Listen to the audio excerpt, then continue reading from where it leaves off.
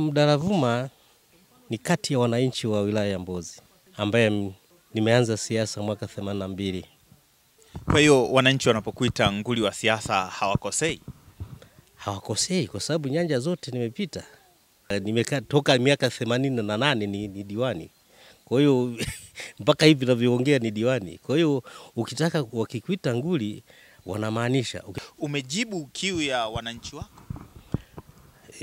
Ndio. Ukipita kila mara hamna jina hili linatajwa. Linatajwa kwa sababu ya sifa ya kazi.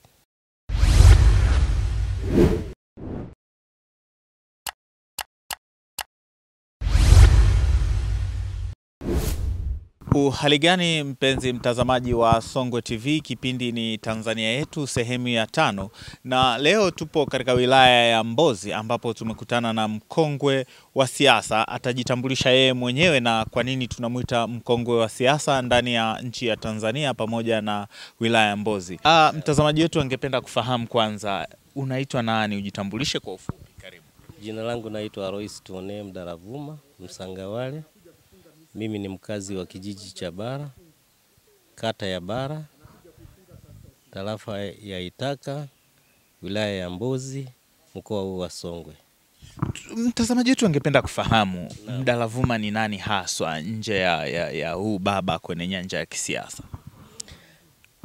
Mdalavuma ni kati ya wananchi wa wilaya ya Mbozi ambaye nimeanza siasa mwaka 82. Nikiwa chipukizi. Kwa baada ya mwaka 82 kutoka chipukizi nikaingia umoja wa vijana mwaka 83. Kwa hiyo nimekaa umoja wa vijana mpaka nafasi ya mjumbe wa mkutano mkuu wa taifa, katibu uhamasishaji mkoa wa Mbeya kwa wakati huo wa CCM, wa umoja wa vijana wa CCM. Kutoka hapo nikaingia kwenye Chama cha Mapinduzi. Hebu tunataka kufahamu kwa undani zaidi. Uliwezaje kuzifikia nafasi zote hizo?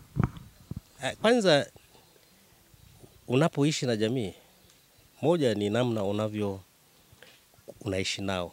Na unavyofika mahali kuna mambo ya kijamii unashiriki. Ule utashi wako. Na mnavyokaa mnajengeana uwezo.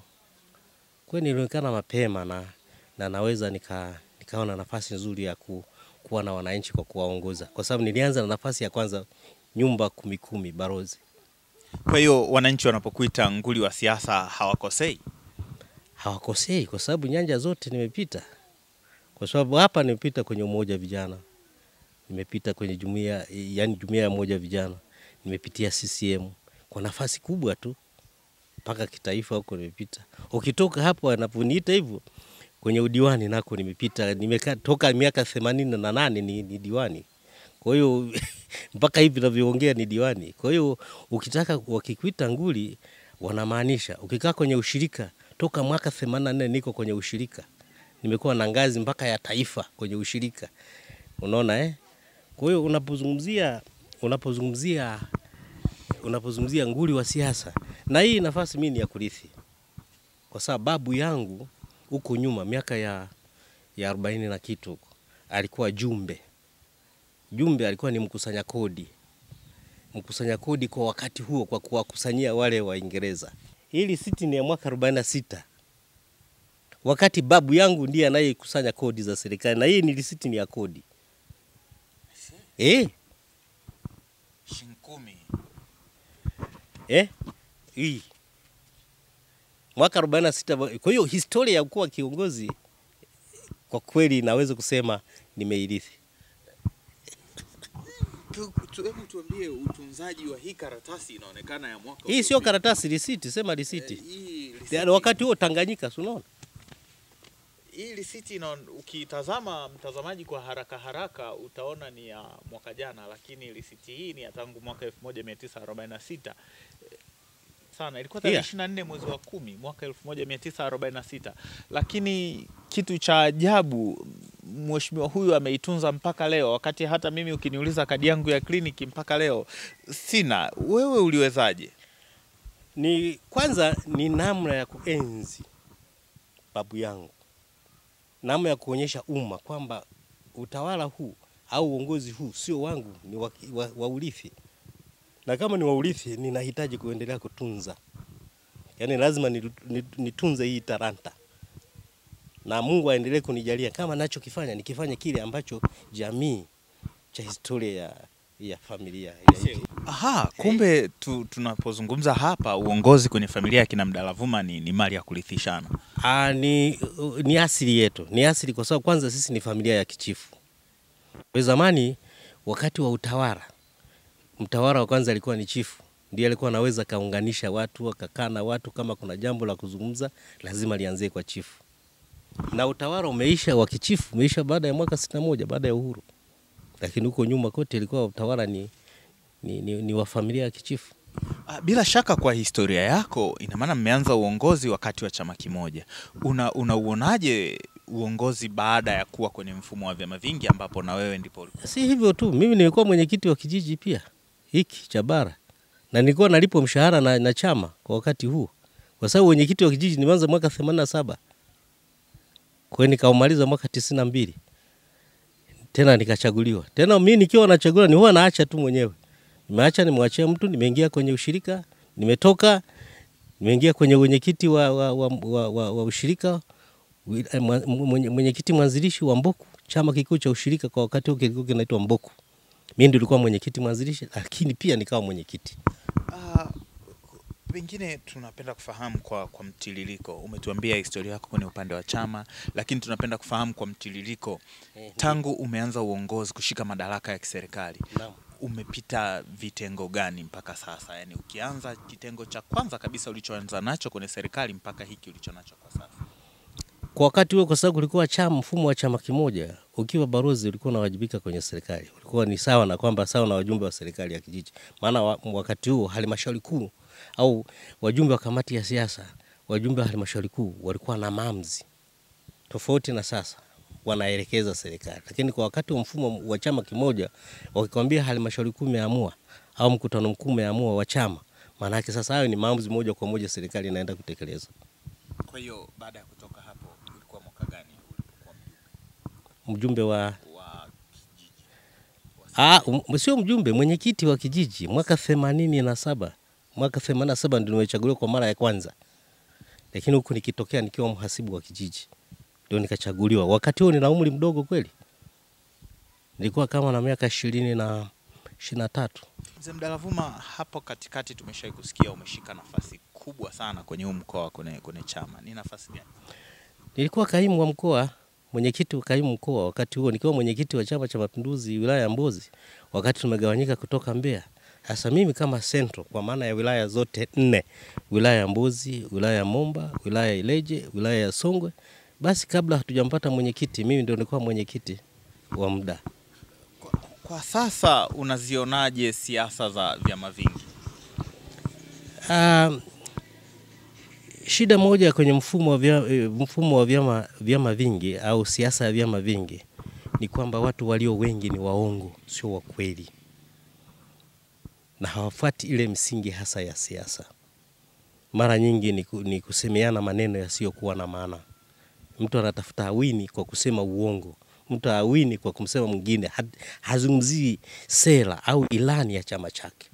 Ndio kimsingi kufika maana na kumsema kiongozi baada ya kusema chama chako kinakusudia kufanya nini kwenye jamii, na uombe kura kupitia sera. Mtu anafika mara hasa fulani mbaya, fulani ana hiki, lakini kumbe sio. Sasa wewe unayesema ukishapotea chama kile kinabaki hakina nguvu. Na ndio maana unaonekana katika vyama vingi vya siasa anaonekana mtu mmoja ndiye anayesema, akisema basi haiendi kwenye msingi ya utaratibu wa vikao. Unajua kikao kikiamua wewe unakwenda kusema kwa niaba ya kikao. Chama chako, Chama cha Mapinduzi, ndo chama mama kwenye siasa za Tanzania. Na umesema kwamba siasa za vyama vingi watu wengi wamekuwa waongo. Vipi chama chako, Chama cha Mapinduzi, bado kimebaki kwenye msimamo ule au nacho kinapotea? CCM haiwezi kupotea, isipokuwa wako watu wanaopotosha. Wanaopotosha kwa sababu CCM huwezi kuamua kitu bila kupita kwenye kikao. Umeona Na walio wengi wakisema kinyume cha utaratibu ndani ya chama, wanafinywa ndani ya chama. Na mengine wanaofinywa ndani ya chama sio lazima yatoke hadharani. Sawa na wewe ulivyo na mke wako. Mkigombana ndani ya nyumba utasema nje. Na wewe umeona tu mfano, walio wengi tu, iko mfano katika nchi hii, kuna watu walikiuka. Nitoe mfano wa kina Abdul Jumbe walipokuja kukiuka taratibu, chama kilisimama kasema sasa wewe hatuko pamoja. Historia ni nzuri sana mzee Mdalavuma, lakini natamani tuiache huko. Tuje tangu umeingia udiwani. Hebu tuambie ni mwaka gani ulianza kushika hii nafasi ya madaraka kwenye kata? Kimsingi mwaka 88 niliteuliwa kuwa diwani wa kuteuliwa kutoka kwenye kundi la wenye viti katika wilaya ya Mbozi. Viti maalum walikuwa wanateuliwa na waziri mkuu. Kwa hiyo mimi niliteuliwa mwaka 88. Na ujue baada ya kuanza serikali za mitaa mwaka 84, wakati huo kulikuwa naenda miaka minne. Kwa hiyo mwaka 88 mimi niliteuliwa kuwa diwani wa kuteuliwa kutoka kwenye kundi la wenye viti katika wilaya ya Mbozi. Kwa hiyo mwaka 88 haswa ndio nilipoanza kuingia kwenye baraza la madiwani. Na mpaka leo huko ndani ya baraza. Kuna wakati nilipumzika nilipoingia kwenye ushirika. Na nilipumzika tu nilipoingia kwenye ushirika, basi nikabaki na majukumu ya ushirika. Hebu tuambie nini pengine kilikufanya ukapumzika lakini ukarudi tena kuendelea? Isachi siasa sikupumzika, isipokuwa kwa kuwa nilikuwa na madaraka makubwa kwenye ushirika. Nikaona mshikamawili mmoja humponyoka. Kwa hiyo nikasimama kujenga ushirika katika wilaya yetu ya Mbozi, na kwenye ushirika nako nimekuwa na nyadhifa kubwa.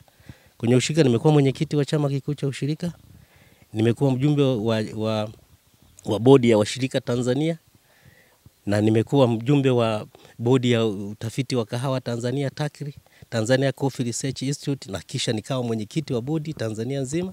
Nimekaa kuwakilisha washirika baraza la chuo kikuu cha Sokoine SUA karibu miaka 6 pale.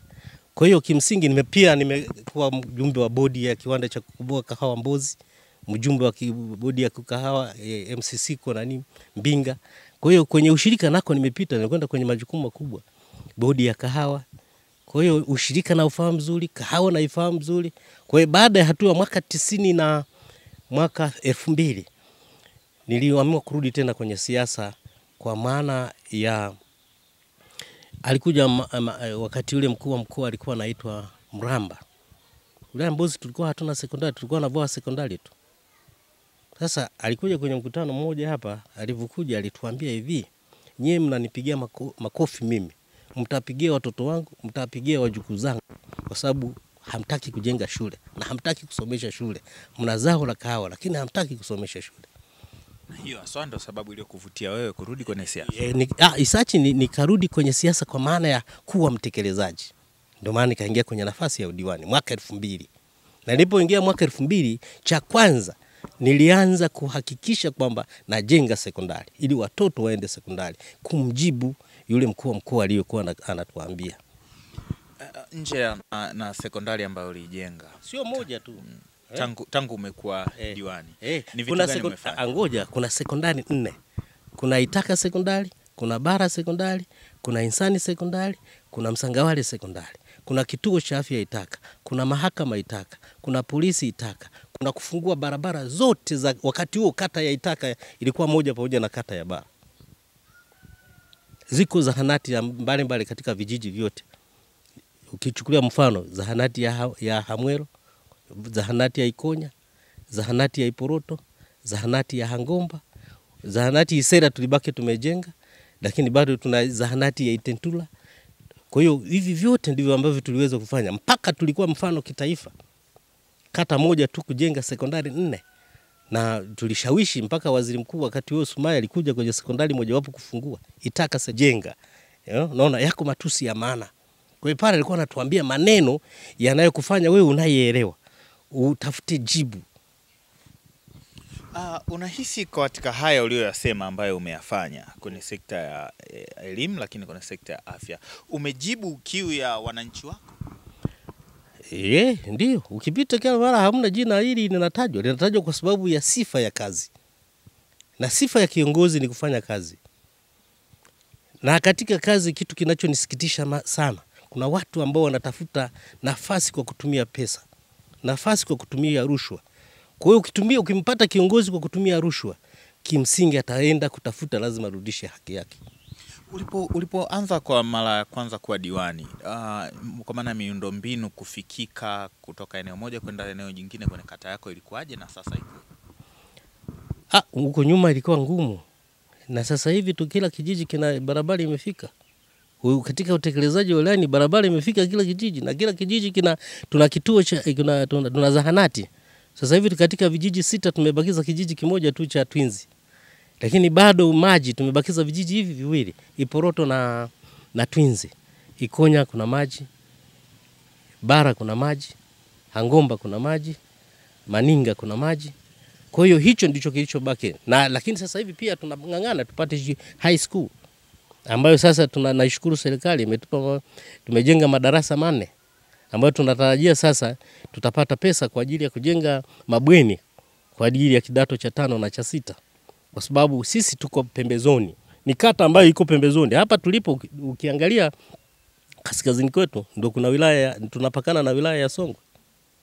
Na kiu yangu kubwa ni kuhakikisha tunaunganisha kata hii, kwa maana ya kata ya Bara, kata ya Itaka, kata ya Nambizo, tuunganishe barabara moja inayounganisha na Songwe, ambayo na uhakika watu wote wa bondeni watapitia hapa kwenda mkoani. Maana yake tutaongeza nguvu ya uchumi katika maeneo yetu haya, kwa sababu tutakapokuwa na mwingiliano kati ya wenzetu wa Songwe na sisi, nina uhakika kiu yangu kubwa ni hiyo high school, lakini kituo cha afya na kuunganisha barabara ambayo sasa ikiunganishwa kwa maana ya wilaya ya Songwe tutakuwa tayari tumejinusuru. Miaka 10 iliyopita kata yako hii ya Bara ilikuwa na historia kubwa sana kwamba wamama wajawazito wengi wanafia kwa waganga wa kienyeji wakienda kutafuta huduma ya kujifungua. Hilo lilikuwaje, na kwa sasa baada ya kujenga vituo hivi hali ikoje? Kimsingi ilikuwa ni elimu tu. Unajua kwenye mazingira haya ndio maana nimezungumza. Kitu cha kwanza katika maisha tunayoishi ni vizuri tukajengea watu uwezo. Kwenye familia kitokea kuna mtu wala ameenda shule, ile familia ni rahisi sana kuielimisha na kujua sasa unatakiwa kufanya kitu gani. Yalitokea kwa sababu ya uelewa mdogo, yalitokea kwa sababu ya imani yao, lakini baada ya kujengwa na vituo na zahanati kujengwa kwenye hayo maeneo, sasa ni rahisi kufika. Na ujue kwa wakati huo mtu alikuwa anatoka hapa mpaka Mbozi Mission, ni mbali. Kwa hiyo bado tulikuwa tunawalaumu, lakini bado walikuwa wanashindwa namna gani afanye, kwa sababu uwezo wa wananchi haufanani. Na tofauti, unajua mwananchi wa kawaida tofauti na mfanyakazi. Mwananchi hana bima, ni lazima uuze mazao, na wakati mwingine hajapata yale mazao. Kwa hiyo kipato ni duni, kipato kinamfanya wakati mwingine ashindwe kujinusuru. Hapa Mheshimiwa Diwani, una wananchi wangapi? Kwa sensa ya sasa, kipindi kilichopita tulikuwa na zaidi ya watu 30,000. Na hivi vifo vya mama na mtoto pengine ni kwa kiasi gani vimepungua, na unaweza ukatuambia kama ujenzi wa vituo hivi ndio sababu na kivipi? Ni sababu kwa sababu tumesogeza wataalamu. Ni sababu kwa sababu wakina mama wanaenda kliniki na wanajengewa uwezo, na wataalamu rahisi kuwafikia. Kwa sababu kama kila kijiji kina mtaalamu wa afya, ni mategemeo yangu wewe mwenyewe utajua kabisa elimu inamfikia mwananchi. Tumeona wewe unaweza ukawa kwa wilaya ya Mbozi ndo diwani uliyekaa muda mrefu sana kuliko madiwani wengine wote. Ushiriki wako wewe na wanajamii ukoje? Kwanza kwenye majukumu haya ya kisiasa ni lazima ukubali kufanana na wao. Cheo kiache pembeni, kila wakati ufanane nao. Kufanana kwao ni vipi? Maisha wanayoyaishi kwenye msiba shiriki. Unaona kwenye majukumu ya maendeleo ya kawaida shiriki. Panapohitaji kuchangia changia. Panapohitaji kama ni namna ya kukaa na kuongea nao, kaa nao kwenye mazingira ya aina yote yale. Na watu wengi tulioko, mimi ukinikuta kwenye mazingira nayoishi huwezi kujua kama mimi ni diwani. Huwezi kunipambanua. Unakuja kupambanuliwa baada unaweza kunikuta nacheza bao. Lakini pia kinachoweza kukufanya ufanane nao, shughuli wanazofanya za kilimo. Mimi ni mkulima. Ukiwahesabu wakulima hata 10 kwa wilaya ya Mbozi na mimi nimo. Unapohesabu hata kwa mkoa kwa maana ya kahawa. Ninapozungumza kwa maana ya kahawa, sasa nikikupa shamba moja wapo, sasa hivi nakwenda miche 100,000. Mheshimiwa Diwani, hapo umenikumbusha kitu. Wilaya ya Mbozi kwa miaka 10 iliyopita ilikuwa ndio inaongoza kwa kilimo cha kahawa nyanda za juu kusini. Lakini siku zinavyozidi kwenda tunaona kama kilimo hiki kinapotea. Shida iko wapi? Kilimo kilipotea kwa sababu kwanza wakulima waliathirika. Wakulima wameathirika baada ya ugonjwa unaoitwa fungus au chura bule ambayo inaua mashamba yananyauka, au mnyaukofuzali ndio umewaua maeneo mengi. Sasa hivi watu ndio wanarudi kuchimba upya. Kwa hiyo si kwamba ni makusudi yao, na ndio maana unaweza kuona baada ya mashamba kufa kwa ugonjwa, watu wamerudi kulima mazao mengine. Ndio maana unaweza wanawazalishaji, unajua Mbozi ni wakulima. Mbozi kwanza kilimo chao wanazidi mpaka wataalamu.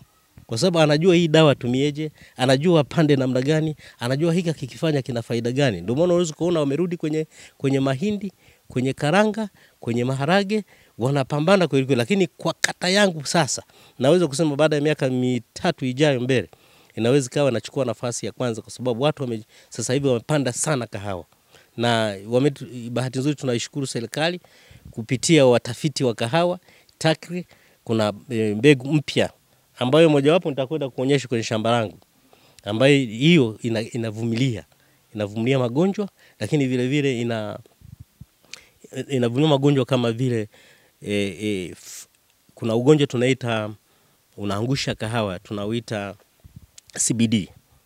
Sasa ule unaangusha na hata magonjwa mengine ya kutu ya majani. Hii kahawa inasaidia sana, wala haiingiliwi na hayo magonjwa. Na magonjwa hayo anayoyasema ndio hayo ambayo yameyafanya watu wengi waingie gharama kubwa. Kwa hiyo hii kahawa mpya inawafanya watu wasipate gharama kubwa. Licha ya hasira ambazo zilikuingiza kwenye siasa, sasa tunaelekea mwaka mwingine wa uchaguzi wa 2025.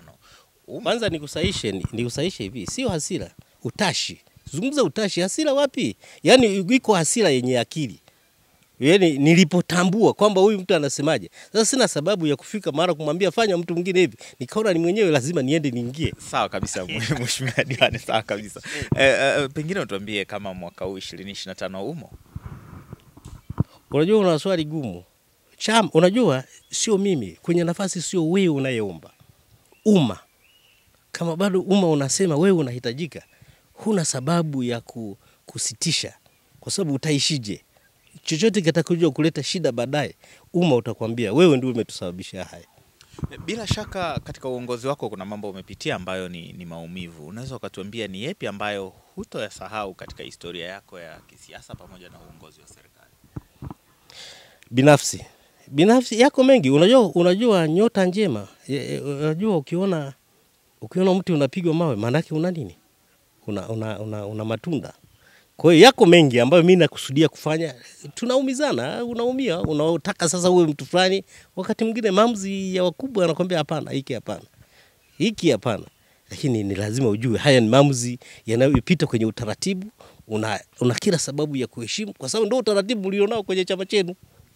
Endapo wananchi sasa watakupa ridhaa au watataka urejee kwenye uongozi, ni mambo gani ambayo wewe unaona hii bado ni ndoto yako ambayo una kiu ya kuitimiza? Kwanza kwenye kata hii, kwa kuwa wakulima wengi wanalima mazao ambayo ndio kipato chao, ndio maisha yao, kipao cha kwanza ni maji ya umwagiliaji, ili waweze kumwagilia kahawa, lakini wengine walime hata bustani kwa maana ya kujikimu. Lakini bado kiu ya pili ni kituo cha afya, kwa sababu kama unavyoona ukienda kaskazini, kusini, magharibi, sisi ni mbali sana, hata ukipata tatizo kubwa. Kwa hiyo ni kituo cha afya, na kwa sababu tuko pembezoni mno, ni watu ambao yalio mengi yanatupita. Tuliozaliwa wengi hata barabara ya lami hatuifahamu. Sasa lakini hiyo moja, kituo cha afya. Lakini cha pili, lazima tukamilishe high school. Cha tatu, ni lazima tuhakikishe kwamba barabara yetu inakuwa ya lami. Kwa kweli huwezi kuamini, eneo lenye zao la kahawa, lenye watu wenye uchumi, bado tunaweza kupigwa vumbi. Hiyo bado hainipi la. Mheshimiwa Diwani, nilikuuliza awali ushiriki wako kisiasa, lakini tunapenda kufahamu katika ujenzi wa jamii kwako wewe, kwenye upande wa ujenzi wa jamii na familia kwa ujumla hapa nyumbani, tunao wakina mama wangapi ambao wewe unao? Lakini itakuwa sio vibaya zaidi ukienda ukatuambia idadi ya watoto na elimu zao. Kwanza siwezi kukuambia idadi. Nikiniambia idadi ya watoto nitakwambia wako wawili. Yaani mtoto wa kike na wa kiume. Sisi mila na desturi hina sababu kuiambia jamii nina watoto, kwa sababu hao tayari serikali inajua nina watoto. Kimsingi mimi na watoto hao wawili, wa kike na wa kiume. Ndio nilionao, lakini watoto wao wa kike na wa kiume wote wanaenda shule, wako shule. Na kwa kweli nashukuru Mungu, kwenye hilo sijabaki nyuma. Vijana wangu kweli wameenda shule. Wanambozi tunasifika kwamba ni kawaida yetu au ni desturi yetu kuoa mke zaidi ya mmoja. Wewe kwako hili? Kwanza anayeoa zaidi ya mke mmoja mimi nadhani ana uwezo mkubwa zaidi, kwa sababu kama unaweza kucontrol watu kaishi nao na mkajenga maisha yakaonekana, tunatakiwa kupewa sifa. Kwako, kwa upande wako wako ngapi wake? Mimi hata nikilitaja halina faida sana kwa jamii.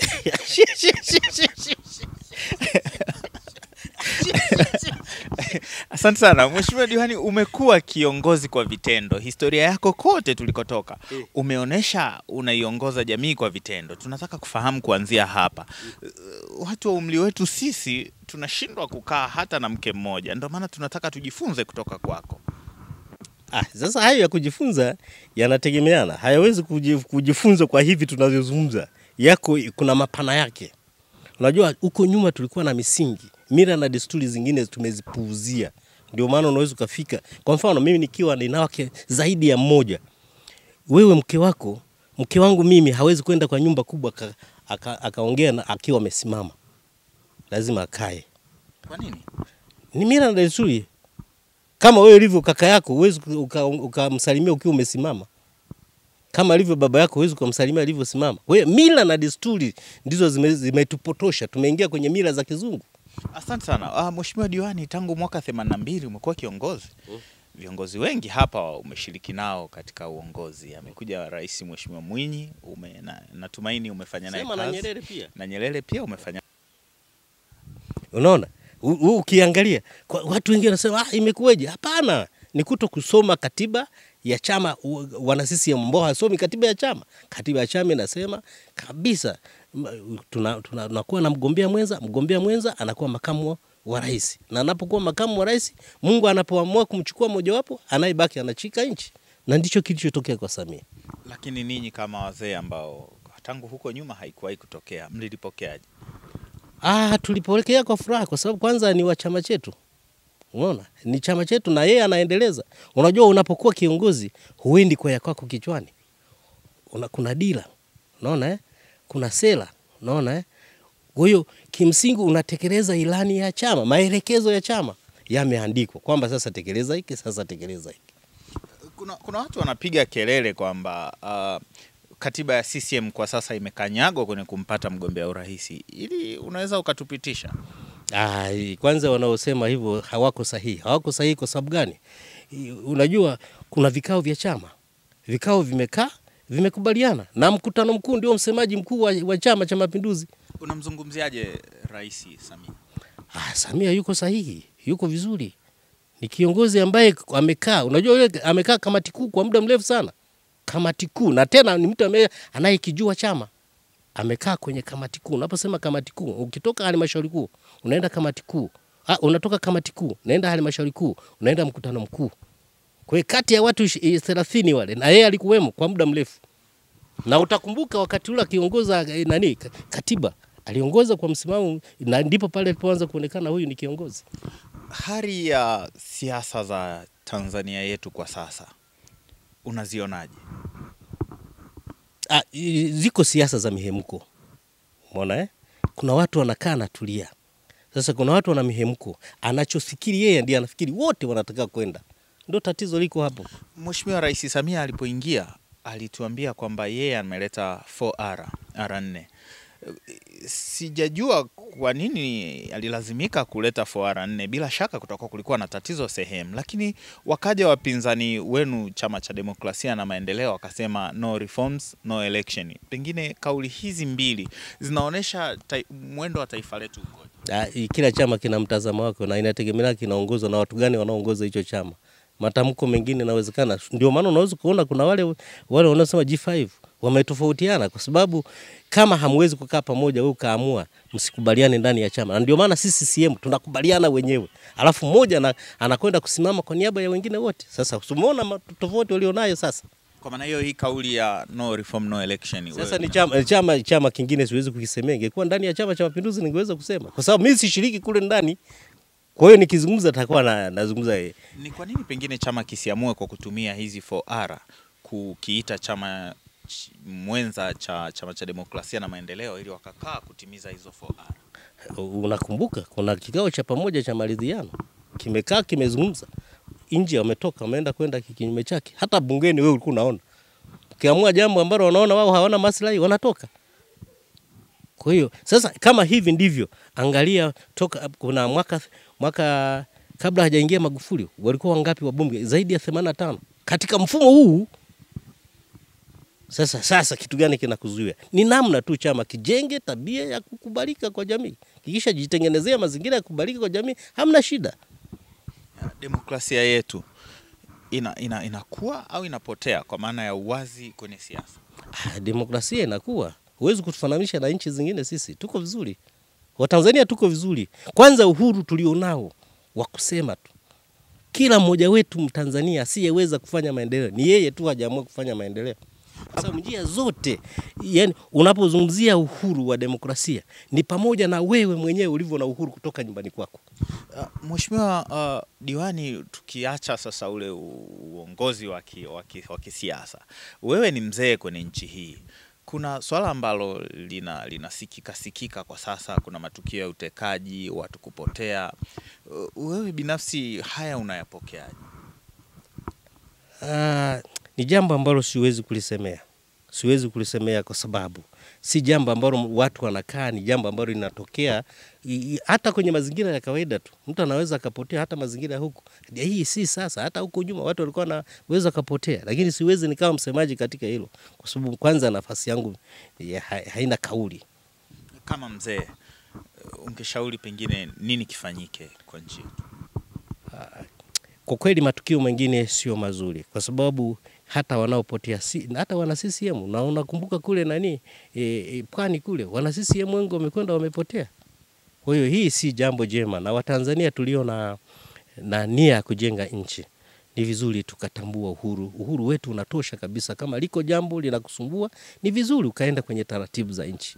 Mwaka huu tunaenda kwenye uchaguzi. Ukisimama hapo kwenye nafasi kama mzee wa nchi hii na haya yanayoendelea kutokea ya watu kupotea, watu kutekwa, una neno gani? Unajua mimi kusema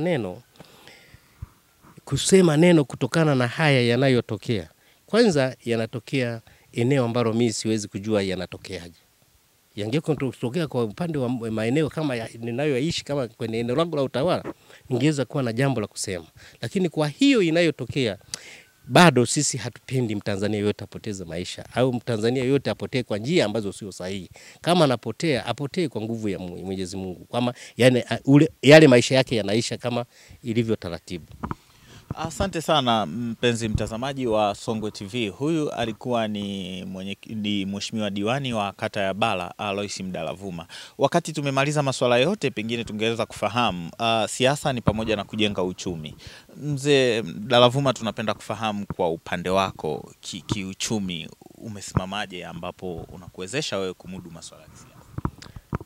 Mimi unajua kiongozi wa siasa awe na shughuli yake, hasa diwani. Nafasi ya diwani sio kazi. Kazi ni ile inayonipatia mimi kipato. Kwenye nafasi ya udiwani hakuna kipato. Hivi unajua diwani anapata posho. Na kwenye hili nina jambo la kusema kwamba ukitokea mwenyekiti wa kitongoji, mwenyekiti wa kijiji, diwani, kwa nafasi yangu ningependa watu wote hata wapate mlahaba.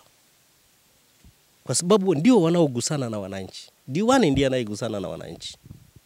Mwenyekiti wa kijiji ndiye anayegusana na wananchi. Mwenyekiti wa kitongoji ndiye anagusana. Na ndiko serikali inakoanzia. Kwa hiyo hata kama ni kipato, hata kama ni kidogo, kimwezesha hata yeye mwenyewe namna anavyohangaika. Hawa wanapata hata nafasi ya sabuni. Lakini tuna gepu. Ni gepu ambalo mimi kwa kweli ningefikiri si vizuri.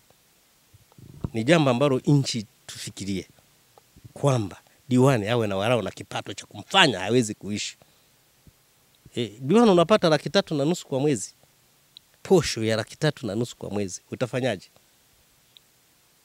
Kwa hiyo kama huna kipato chako cha binafsi, hata kutembea kuvaa suti ni shida. Huwezi kutumia ile posho kwa kupata kwa kuvaa suti, wala huwezi kupeleka watoto shule.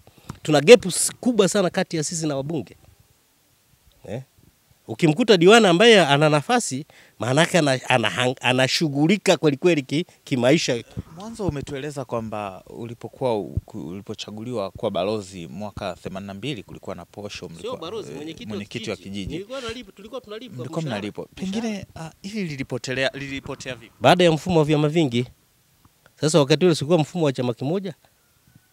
Baada ya mfumo wa vyama vingi, lakini bado nchi ina uwezo kutafakari juu ya hili. Bado. Kilio chako kwa sasa kiko kwa nani? Katiba haimtambui balozi kama ukizungumza balozi unazungumza kwenye chama. Sema mwenyekiti, ukizungumza serikali anza na mwenyekiti wa kijiji. Yes, mwenyekiti wa kitongoji. Kwa hiyo hata wewe kama kiongozi wa muda mrefu unakiri kwamba kuna mapungufu kwenye katiba yetu. Hiyo ni maamuzi. Yaani kwenye bajeti ya nchi tufikiri namna ya kuwafikiria. Bajeti ya nchi, katiba haisemi hata unapozungumza swala la posho. Yale yako, yani unaangalia mtu huyu namna anavyohudumu, sawa na mwalimu anavyohudumu, sawa na mganga anavyohudumu, sawa na dereva ambaye ameajiriwa na serikali anavyohudumu. Ndicho ninachokizungumzia kwa maana ya pato la nchi, na wengine nao wafikiriwe. Asante sana Mheshimiwa Mdalavuma. Wakati tunaendelea mwisho, pengine una yepi ya kuambia wananchi? Wananchi wangu wa kata yangu ya Bara, kwa kweli nawashukuru. Wanipa heshima kubwa, natambua kwamba wananiheshimu sana. Na kwa kweli wamenipa nafasi kubwa ya kuwatumikia kwa muda mrefu. Na hata sasa naendelea mpaka Mungu atakaposema sasa ananichukua na mimi kuishi nao, ndio nitasema sasa basi utafika wakati nitawaomba. Asante sana mtazamaji wa Songwe TV1. Wakati tunamalizia kipindi cha Tanzania yetu, huyu ni Mheshimiwa diwani wa kata ya Bara Alois Mdalavuma, nguli wa siasa kama nilivyokutambulisha hapo mwanzo. Tukutane tena katika kipindi kijacho. Asante sana. Tumeenjoy kweli kuwepo hapa. Sisi ni vijana, tumekuwa na mengi ya kujifunza kutoka kwako. Tunakushukuru sana. Karibu. Asante sana. Karibu sana. Asante sana.